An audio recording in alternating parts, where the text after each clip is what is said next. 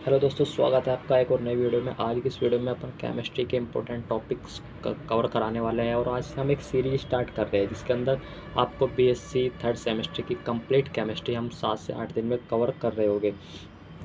ये one shot video होने वाला है आपके लिए और इसमें हम क्या कवर करेंगे। यूनिट नंबर फर्स्ट आपका रासायनिक बलगति विज्ञान और सेकंड है रासायनिक साम्यावस्था केमिकल इक्विलिब्रियम। तो इनके जो कुछ इंपॉर्टेंट टॉपिक है, जैसे इसके अंदर है कि ये कलेप्रोन समीकरण में पूछी जाती है 15 नंबर में। लासाताले सिद्धांत है, इसी भी इम्पोर्टेंट है। और फर्स्ट यूनिट में आपकी क्या अभिक्रिया की आणविकता हुआ, अभिक्रिया की कोटि। देखिए, सबसे पहला टॉपिक है कि अभिक्रिया का वेग या अभिक्रिया की दर, वेलोसिटी या आपका रेट ऑफ रिएक्शन। किसी क्रिया कारक के सांद्रण का समय के साथ परिवर्तन की दर अभिक्रिया का वेग कहलाती है। इसके डेफिनेशन में ज़्यादा कुछ दम नहीं है, सिंपल है। कह रहा है कि उसके rate of change of concentration with respect to the time, यानी कि समय के साथ या समय के सापेक्ष क्रिया कारक के सांद्रण में परिवर्तन जो हुआ वही आपकी अभिक्रिया की दर या अभिक्रिया का वेग उसको कहते हैं। यानी कि यह वह दर है जिस पर क्रियाकारक पदार्थों का सांद्रण समय के साथ परिवर्तित होता है। इसके बाद देखते हैं इसको रिप्रेजेंट कैसे करते हैं। यार, इसके लिए हमारे पास कोई भी नॉर्मली इक्वेशन है, केमिकल इक्वेशन, जैसे ये आपके N1A प्लस N2B गिव्स वाट M1C प्लस M2D। ये कोई आपकी रासायनिक अभिक्रिया है। इसके अंदर दो अभिकारक है, ए है, ए के मोलों की संख्या N1 है और बी है, और ये दोनों मिलकर क्या बनाते हैं, एक प्रोडक्ट बनाते हैं M1C और एक M2D।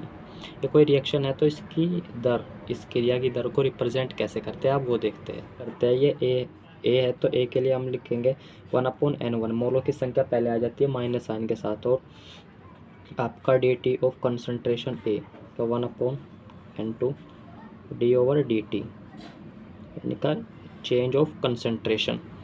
अब की बार बी, और प्रोडक्ट के लिए माइनस साइन नहीं आता, उनके लिए डायरेक्ट आता है 1/M1 हो गया, आपका d/dt हो गया। Concentration of C is equal to 1/M2 या M1 है, d/dt concentration of D। Example की मदद से समझते हैं। हाइड्रोजन गैस है H2 plus I2 gives 2HI। ये भी गैस है, इसके लिए अपन rate of reaction find out करेंगे। तो इसकी रेट ऑफ रिएक्शन को कुछ इस तरीके से रिप्रेजेंट करेंगे, minus d/dt concentration of H2 is equal to, इसके लिए भी माइनस साइन रहेगा 1/N1 N2 क्या है यहाँ पर, N2 1 ही है, तो आपका हो जाएगा d/dt concentration of I2 is equal to 1/2, मोलों की संख्या नीचे आएगी, d/dt कंसंट्रेशन ऑफ HI। इस तरीके से हम इसके रेट ऑफ रिएक्शन को रिप्रेजेंट करते हैं। ये था इसका कंप्लीट कंसेप्ट। एक बार मैं रिकॉल करा देता हूँ क्या है। देखो, किसी अभिकारक के सांद्रण का समय के साथ परिवर्तन की दर उस अभिक्रिया का वेग कहलाती है। क्रिया की दर को व्यक्त करना, ये कोई रिएक्शन है अपने पास N1A plus N2B gives M1C plus M2D। इसका रेट ऑफ रिएक्शन को इस तरीके से रिप्रेजेंट करते हैं। एग्जाम्पल के लिए मैंने H2 जब रिएक्शन करता है I2 के साथ तो ये देता है 2HI। इसकी रेट ऑफ रिएक्शन को इस तरीके से रिप्रेजेंट करेंगे, ये इस तरीके से। अभी हमने पढ़ा अभिक्रिया का वेग या अभिक्रिया की दर क्या है। अब इसको प्रभावित करने वाले कारक देखते हैं। अभिक्रिया की दर को प्रभावित करने वाले कौन कौन से कारक हैं। अभिक्रिया के वेग को प्रभावित करने वाले कारक, factors affecting rate of reaction. अभिक्रिया के वेग पर निम्न कारकों का प्रभाव पड़ता है। फर्स्ट है ताप का प्रभाव, इफेक्ट ऑफ टेम्परेचर। किसी अभिक्रिया का वेग ताप बढ़ाने से बहुत तेजी से बढ़ता है। प्रत्येक 10 डिग्री सेल्सियस ताप बढ़ाने पर अभिक्रिया का वेग 2 गुना या 3 गुना बढ़ जाता है। 10 डिग्री सेल्सियस के तापों के अंतर पर अभिक्रिया के वेग स्थिरांकों के अनुपात को ताप गुणांक कहते हैं। किसे कहते हैं ताप गुणांक? 10 डिग्री सेल्सियस तापों के अंतर पर अभिक्रिया के वेग स्थिरांकों के अनुपात को ताप गुणांक कहते हैं। देखिए, हाइलाइटर की मदद से आप देखिए, प्रत्येक 10 डिग्री सेल्सियस ताप बढ़ने पर अभिक्रिया का वेग 2 से 3 गुना बढ़ जाता है।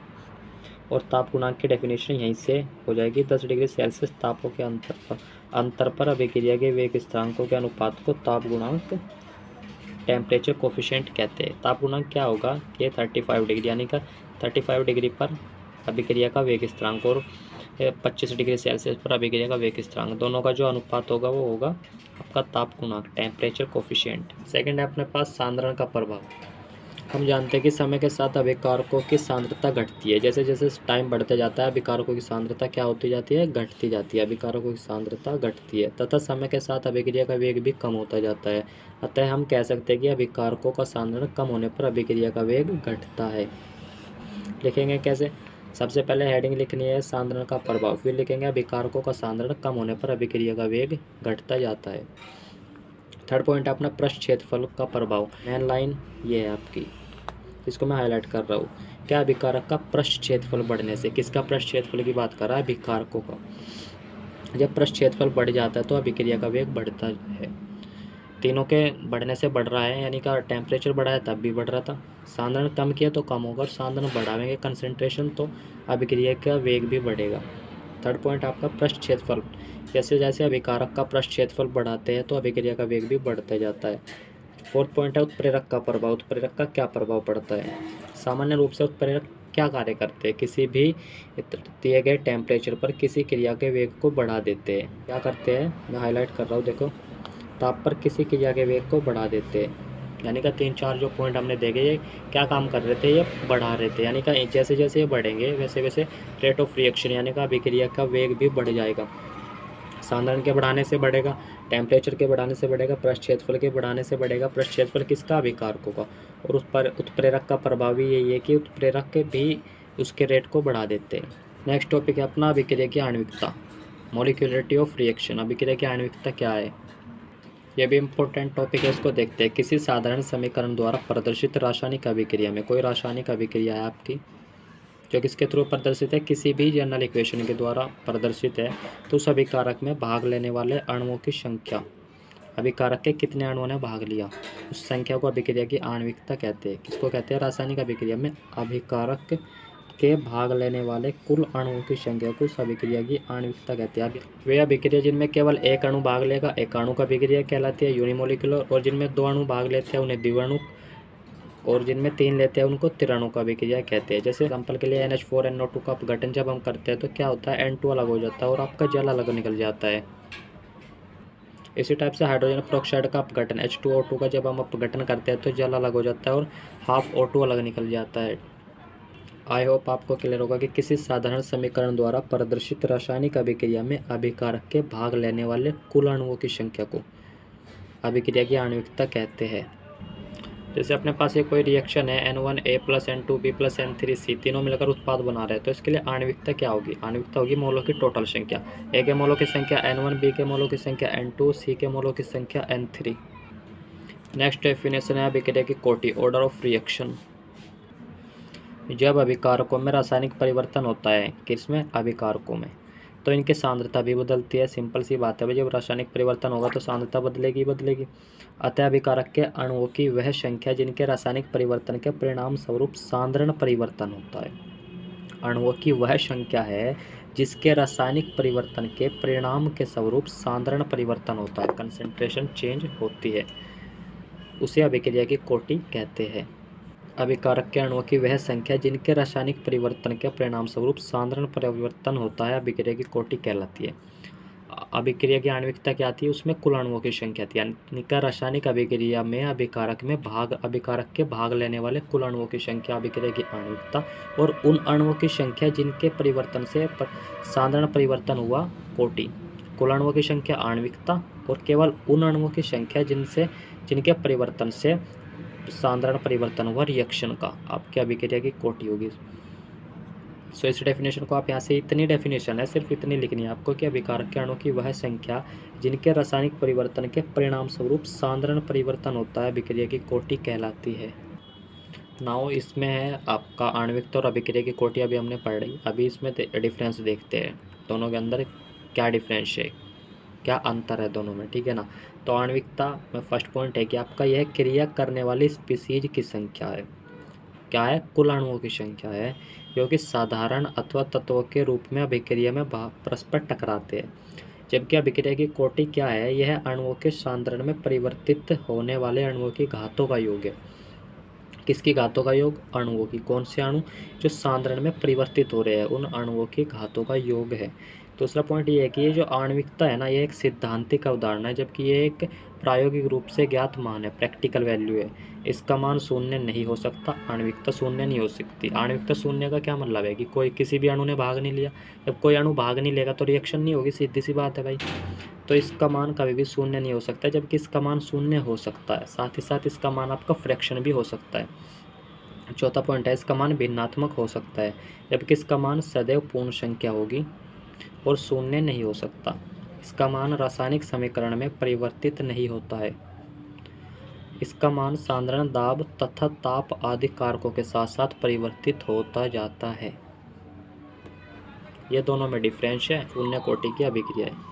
ये है इस चैप्टर का सबसे इम्पोर्टेंट टॉपिक। ये लॉन्ग में पूछा जाता है। क्वेश्चन भी देख लीजिए, आपके सामने स्पष्ट है क्या पूछ रहा है। क्वेश्चन कह रहा है कि शून्य कोटि अभिक्रिया से आप क्या समझते हैं, इसके लिए वेग व्यंजक को व्युत्पन्न कीजिए। शून्य कोटि अभिक्रिया के क्या अभिलक्षण हैं और इसके कुछ उदाहरण भी दीजिए। इसका वेग व्यंजक के लिए डेरिवेशन पूछ रहा है, डेरिवेशन करना है। इसके वेग व्यंजक का अपने को फॉर्मूला निकालना है, ठीक है। वह अभिक्रिया, कौन सी अभिक्रिया, वह वाली अभिक्रिया जिसमें अभिक्रिया का वेग, वह अभिक्रिया जिसमें अभिक्रिया का वेग अभिकारक के अणुओं की सांद्रता पर निर्भर नहीं करता, शून्य कोटि की अभिक्रिया कहलाती है। डेफिनेशन है आपकी कि वह अभिक्रिया जिसमें अभिक्रिया का वेग अभिकारक के अणुओं की सांद्रता पर निर्भर नहीं करता, शून्य कोटि की अभिक्रिया कहलाती है। क्या कह रहा है कि अभिक्रिया का वेग किस पर निर्भर नहीं करता, अणुओं की सांद्रता पर। किसके अणुओं की सांद्रता पर, अभिकारक के। ये सिंपल सी डेफिनेशन है, जिसमें अभिक्रिया का वेग अभिकारक के अणुओं की सांद्रता पर निर्भर नहीं करता, वह है आपकी शून्य कोटि की अभिक्रिया। एग्जाम्पल के लिए आप समझ सकते हो, सीधा सा एग्जाम्पल है आपका H2 + Cl2 gives 2HCl। Hydrogen gas chlorine gas से रिएक्शन करती है, किसकी उपस्थिति में,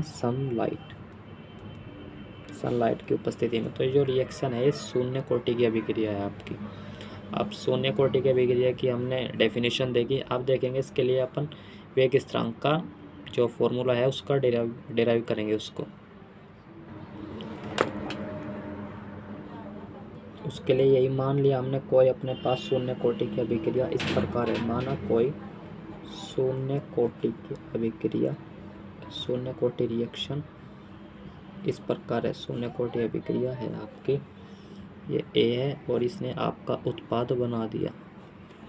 ये कोई शून्य कोटि की अभिक्रिया है। चूँकि अभिक्रिया शून्य कोटि की है तो अभिक्रिया का वेग क्या होगा, dx/dt से जिसको रिप्रेजेंट करेंगे वो आपका किस पर डिपेंड करेगा, सीधा k के इक्वल होगा। सीधी सी बात है भाई। देखो ऐसे समझो, ऐसे रफली मैं आपको बता रहा हूँ। ब्लैक पेन ले लेता हूँ।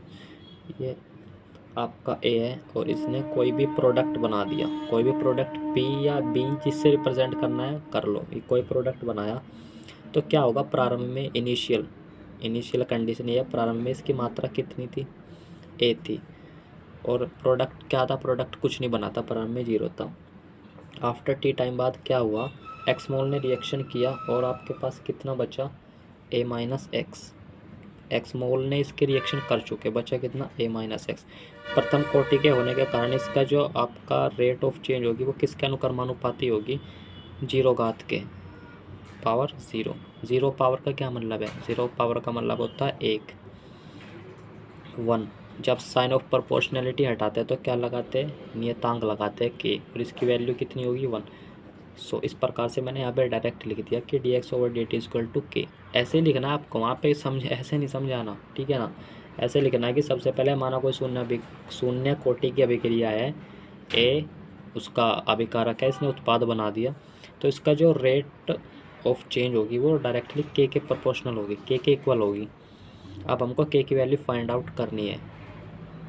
k के लिए एक्सप्रेशन बनाना है, इसको बोलते हैं वेग स्थिरांक। इसके लिए व्यंजक व्युत्पन्न करना है, डेराइव करना है अपने को, ठीक है। तो चलिए करते हैं। इसमें हम क्या कर सकते हैं, इसमें अपन करते हैं dx, इसको इधर ले जाते हैं, वो आपका k dt। अब क्या करेंगे, इंटीग्रेटिंग करेंगे, ऑन इंटीग्रेटिंग बोथ साइड। यानी कि दोनों तरफ समाकलन करने पर, समाकलन कर देंगे तो क्या होगा, dx का क्या होता है x के रिस्पेक्ट में x, और इसका क्या होगा आपका k होगा, और dt की वजह से t, यानी कि पूरे का जो इंटीग्रल होगा वो क्या होगा kt, और प्लस में क्या जुड़ता है, कांस्टेंट जुड़ता है। कौन सा कांस्टेंट, इंटीग्रेशन कांस्टेंट, समाकल स्थिरांक। अब कंडीशन लगा देंगे, कंडीशन कौन सी, जब आपका t की वैल्यू 0 है और x की वैल्यू 0 है, यहाँ पर लिख देना जब, अब दिख रहा होगा आपको है ना, जब t की वैल्यू 0 है, x की वैल्यू 0 है, इसको क्या नाम दिया 1। जब इसमें रखेंगे तो i की वैल्यू अपने पास आ जाएगी, x क्या हुआ 0, t 0 है तो पूरा 0 होगा प्लस i, तो यहाँ से क्या आया, i की वैल्यू कितनी आई 0। पुट कर देंगे इसको इक्वेशन फर्स्ट में, तो फर्स्ट में पुट करने से आपके पास क्या बना, x equal to K T plus आई था, i की वैल्यू कितनी हुआ 0। तो यहाँ से k की वैल्यू हमको फाइंड आउट करनी है, k क्या है वेग स्थिरांक, इसी की वैल्यू निकालनी है, इसी के लिए अपने को डेरिवेशन करना था, ये पूरा डेरिवेशन। तो k इक्वल टू क्या हुआ x/t, ये है आपका वेग स्थिरांक का फॉर्मूला, एक्सप्रेशन व्युत्पन्न हमने कर दिया। कौन सी रिएक्शन के लिए, शून्य कोटि अभिक्रिया के लिए। अब यही काम अपने को दो रिएक्शन में करना है, दूसरी कौन सी होगी, प्रथम कोटि की अभिक्रिया और एक सेकंड कोटि की अभिक्रिया। तो उसको देखते हैं। देखिए उससे पहले मैं आपको एक बार रिकॉल करा देता हूँ मैंने क्या किया। देखिए सबसे पहले हमने शून्य कोटि की अभिक्रिया की डेफिनेशन पढ़ी कि वह अभिक्रिया जिसमें अभिक्रिया का वेग अभिकारक के अणुओं की सांद्रता पर निर्भर नहीं करता, शून्य कोटि की अभिक्रिया कहलाती है। फिर इसका एग्जाम्पल लिया हमने, फिर देखा कि इसके लिए k की वैल्यू कैसे निकालते हैं। उसके लिए सबसे पहले कोई रिएक्शन हमने मान ली, माना कोई शून्य कोटि की अभिक्रिया है, ए से उत्पाद बना रही है, ए से बी या प्रोडक्ट, ए से पी कोई प्रोडक्ट या बी जो भी बना रही है, तो उसकी रेट ऑफ रिएक्शन क्या होगी, के होगी, dx/dt इक्वल टू के। के क्या है, वेग स्थिरांक है। तो हमने क्या किया, हमको के की वैल्यू फाइंड आउट करनी है, तो dx इसको इधर लेंगे और ये k इंटू डी टी, हमने इंटीग्रेशन किया दोनों साइड, क्या है अपने पास x equal to K T plus I ना। हमने कंडीशन लगाई, जब t equal to 0 then x equal to 0 होगा, तो इसमें रखेंगे तो i की वैल्यू 0 आ गई, और इसको फिर इसमें रख दिया, क्या आया x equal to K T. अब k की वैल्यू क्या आ गई, x/t, ये सीधी k इक्वल टू x/t, ये आपका k के लिए व्युत्पन्न है, क्या एक्सप्रेशन फॉर्मूला, इसी से किसके लिए, शून्य कोटि अभिक्रिया के लिए। आप अपने पास है नेक्स्ट टॉपिक, क्या है नेक्स्ट टॉपिक है आपका प्रथम कोटि की अभिक्रिया, फर्स्ट ऑर्डर रिएक्शन। देखिए कंप्लीट क्वेश्चन लिखा हुआ है यहाँ पे, किस तरीके से पूछा जाता है इस टाइप का प्रश्न। ये कह रहा है कि प्रथम कोटि की अभिक्रिया क्या है, प्रथम कोटि की अभिक्रिया के वेग गुणांक के लिए समीकरण व्युत्पन्न कीजिए। वेग गुणांक यानी कि के के लिए फॉर्मूला कैलकुलेट करा रहा है, फॉर्मूला हमने को डेराइव करना है। और प्रथम कोटि की अभिक्रियाओं के अभिलक्षण, उसके कैरेक्टरिस्टिक बताइए, और प्रथम कोटि की अभिक्रियाओं के कुछ उदाहरण भी दीजिए।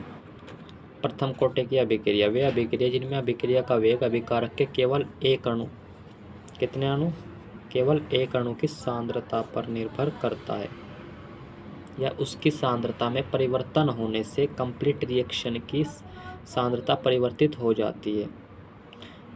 ठीक है ना। प्रथम कोटि की अभिक्रिया वे अभिक्रिया है जिनमें अभिक्रिया का वेग अभिकारक के केवल एक अणु की सांद्रता पर निर्भर करता है। मैं कंप्लीट को हाईलाइट कर रहा हूँ, आपको क्लियर दिखेगा। वे अभिक्रिया जिनमें अभिक्रिया का वेग अभिकारक के केवल एक अणु की सांद्रता पर निर्भर करता है अथवा परिवर्तित होता है, प्रथम कोटि की अभिक्रियाएं कहलाती है। क्लियर है भाई डेफिनेशन।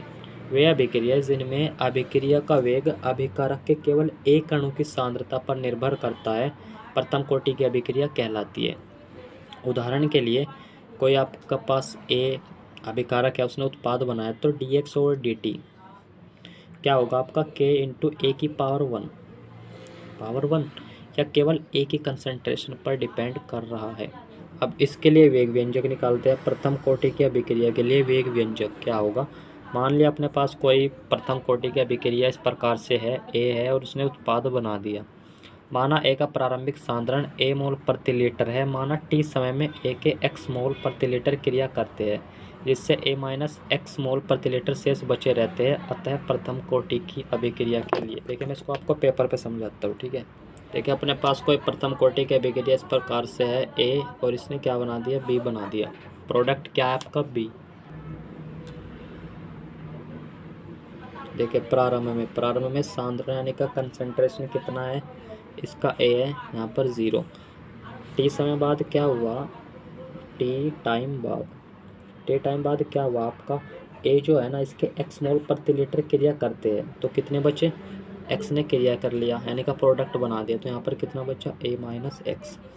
अब चूंकि रिएक्शन आपके फर्स्ट ऑर्डर है, फर्स्ट ऑर्डर होने का क्या मतलब है, D X over D T आपका किसके प्रोपोर्शनल होगा, ये होगा कंसंट्रेशन ऑफ ए, यानी का ए की कंसंट्रेशन कितनी है, ए माइनस एक्स।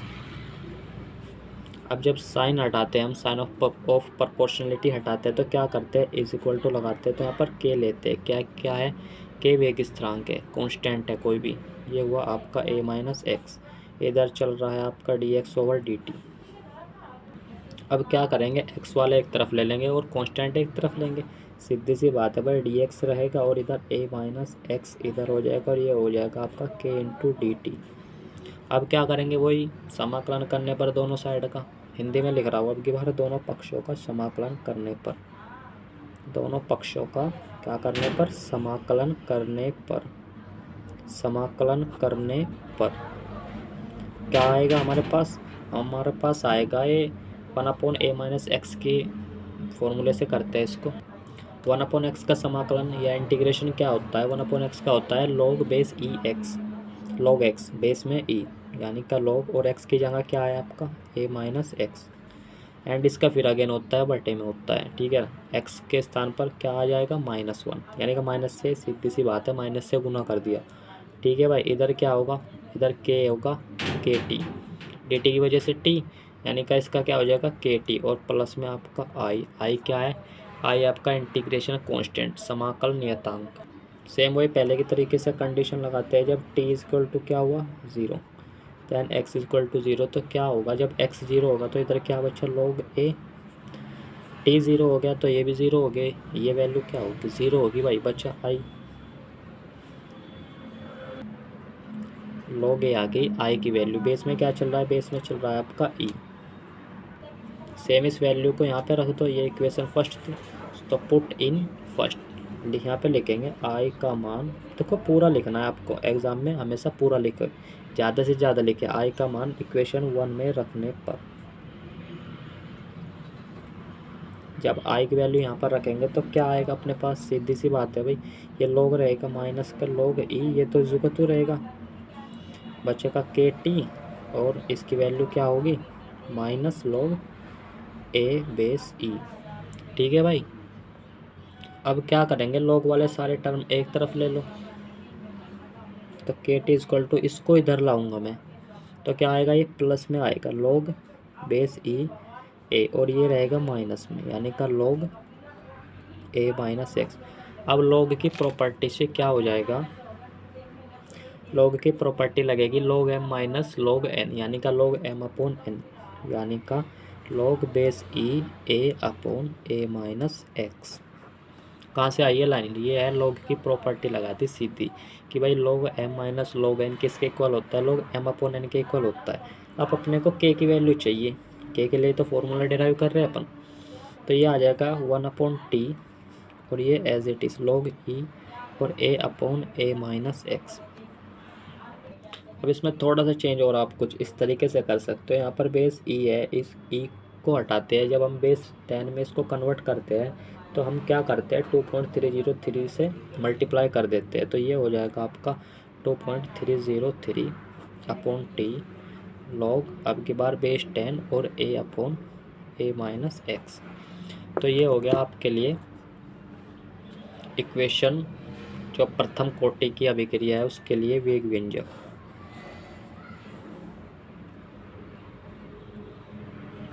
देखिए एक बार रिकॉल करा देता हूँ, हमने क्या क्या पढ़ा अभी तक। प्रथम कोटि की अभिक्रिया वह अभिक्रिया थी जिनमें अभिकारक के केवल एक अणु की सांद्रता पर निर्भर करता था अभिक्रिया का वेग, ठीक है। उसके बाद हमने अभिक्रिया की कोटि के लिए व्यंजक निकाला। व्यंजक कुछ इस प्रकार से हमने फाइंड आउट किया, मान लिया कोई रिएक्शन है अपनी ए से बी, प्रारंभ में सांद्रण कितना है, ए है, और प्रोडक्ट कुछ भी नहीं बना, टी समय पश्चात एक्स साधारण प्रोडक्ट बन गया तो बचा कितना, ए माइनस एक्स।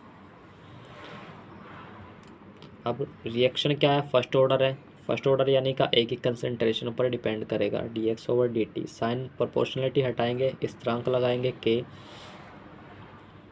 और फिर इंटीग्रेशन कर देंगे इसका।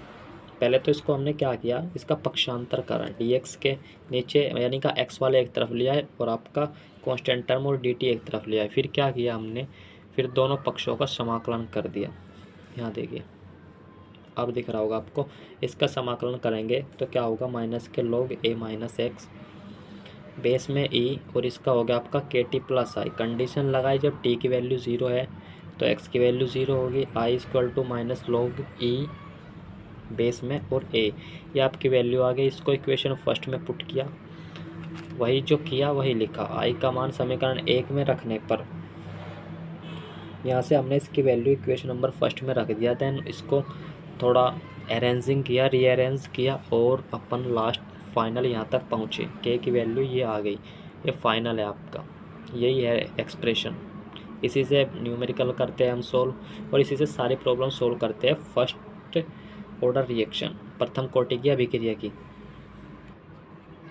अब इसके कुछ अभिलक्षण पढ़ते हैं, characteristic of first order reaction. पहला तो यह है कि वेग स्थिरांक का मान अभिकारकों की सांद्रता की इकाई पर निर्भर नहीं करता। किसका मान, वेग स्थिरांक का मान किस पर निर्भर नहीं करता, अभिकारकों की सांद्रता की इकाई पर निर्भर नहीं करता।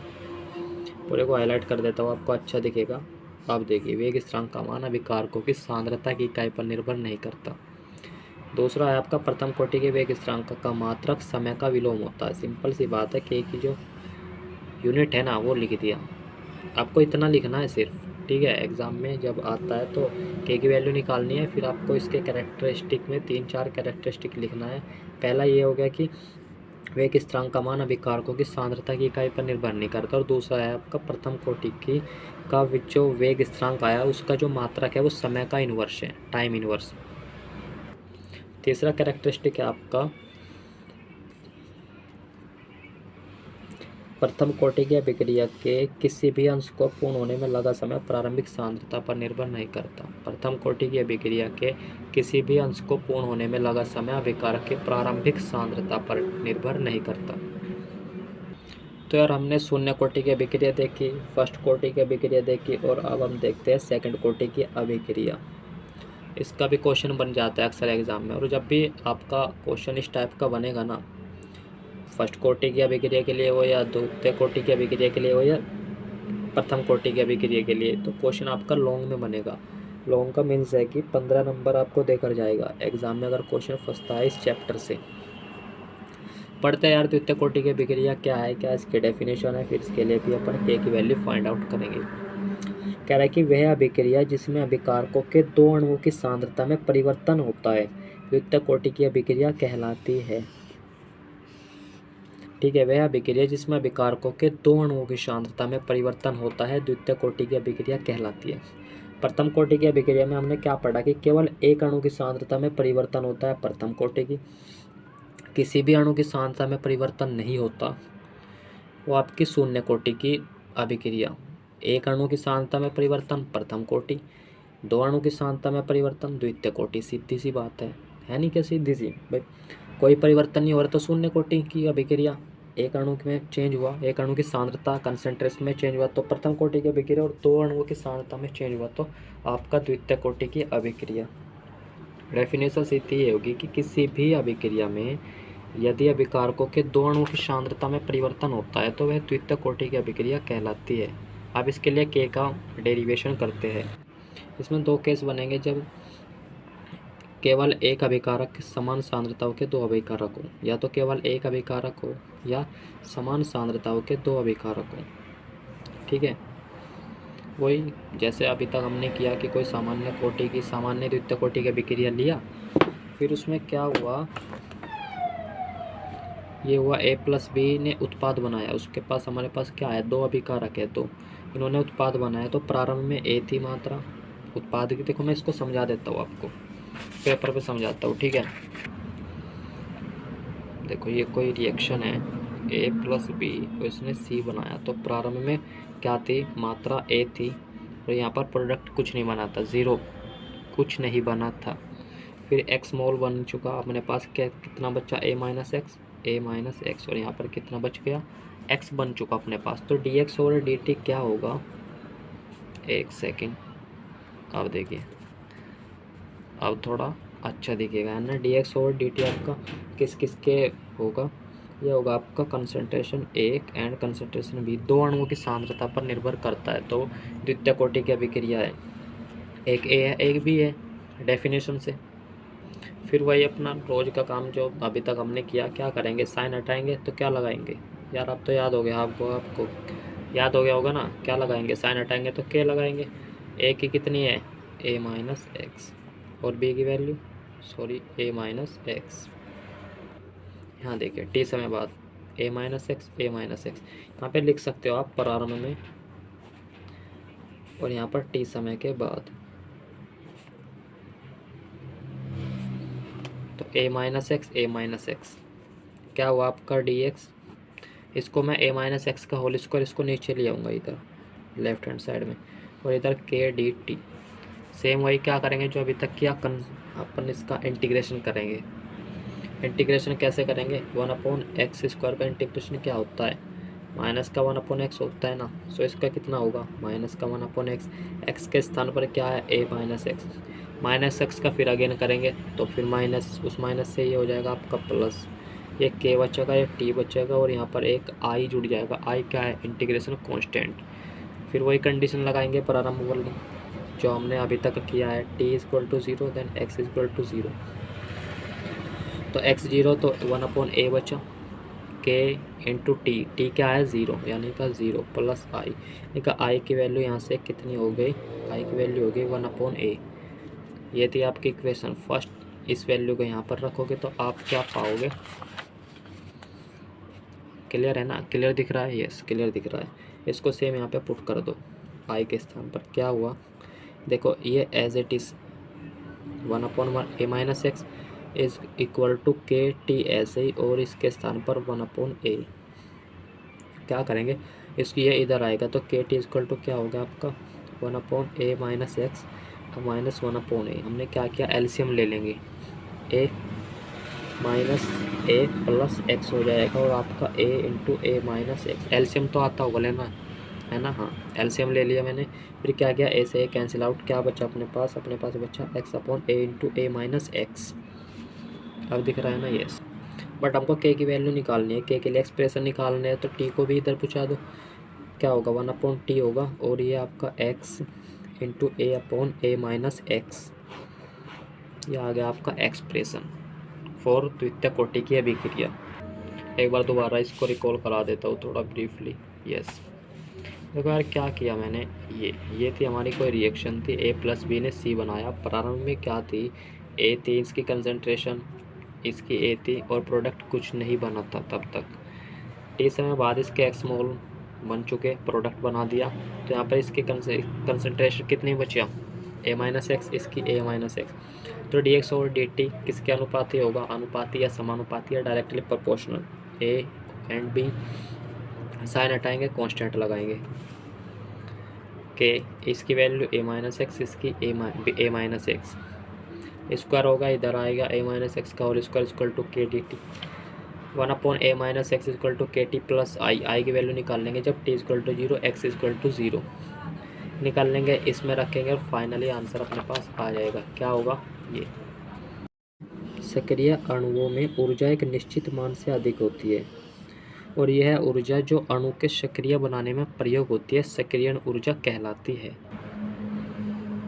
सक्रियण ऊर्जा कहलाती है या अभिक्रिया की प्रकृति पर निर्भर करती है, और इसको ई से व्यक्त करते हैं। सक्रियण ऊर्जा का निर्धारण कैसे करते हैं, उसके लिए एक छोटा सा डेरिवेशन है, इसको देख लेते हैं। इसमें कुछ नहीं करना, हम एक इक्वेशन लेके चलेंगे। कौन सी इक्वेशन, आर्हेनियस इक्वेशन। देखो आर्हेनियस ने क्या सिद्ध किया, उसने सिद्ध किया कि k equal to a into e की power minus E upon R T. K क्या है, के वेग स्थिरांक है, ए आपका आवर्ती कारक स्थिरांक है, और ई सक्रियण ऊर्जा है, आर आपका गैस कांस्टेंट है, और टी परमताप है। इस इक्वेशन का लॉग लेते हैं दोनों तरफ का, और इसको इक्वेशन 2 मान लेते हैं। अब इसमें हम दो पार्ट बनाएंगे, इससे दो इक्वेशन बनाएंगे। एक बनाएंगे हम टी के स्थान पर T1 रखकर, और एक बनाएंगे T2 रखकर, ठीक है ना। यहाँ से 2 इक्वेशन आएगी अपने पास, ये आप क्लियरली देख सकते हो, इक्वेशन नंबर 3 एंड 4। फिर क्या करेंगे, हम 3 को 4 में से घटा देंगे।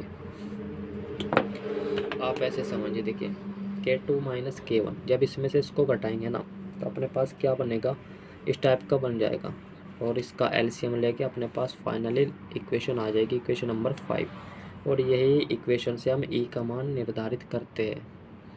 इसको आप कर भी सकते हो, इसको छोड़ भी सकते हो, वैसे पूछा जा सकता है एग्जाम में, सो कर लेना। डेफिनेशन मैंने आपको समझा दिया। डेफिनेशन सिंपल सी है कि सक्रिय अणुओं में ऊर्जा एक निश्चित मान से अधिक होती है। यह ऊर्जा जो अणु को सक्रिय बनाने में प्रयोग होती है सक्रियण ऊर्जा कहलाती है। यह अभिक्रिया की प्रकृति पर निर्भर करती है और इसको ई से व्यक्त करते हैं। ये सो यार वीडियो काफ़ी बड़ा हो चुका है, सो इस वीडियो को अपन आज यहीं तक रखते हैं। नेक्स्ट वीडियो में कोई नेक्स्ट यूनिट स्टार्ट करेंगे। नेक्स्ट यूनिट है अपनी रासायनिक साम्यावस्था। इसके 2-3 इंपॉर्टेंट टॉपिक है, वो अपन नेक्स्ट वीडियो में बनाएंगे, ठीक है ना। नेक्स्ट वीडियो में उसको हम डिटेल में एक्सप्लेन करेंगे, सो आप उसको नेक्स्ट वीडियो में देखना। तो आज की वीडियो को यहीं तक रखते हैं।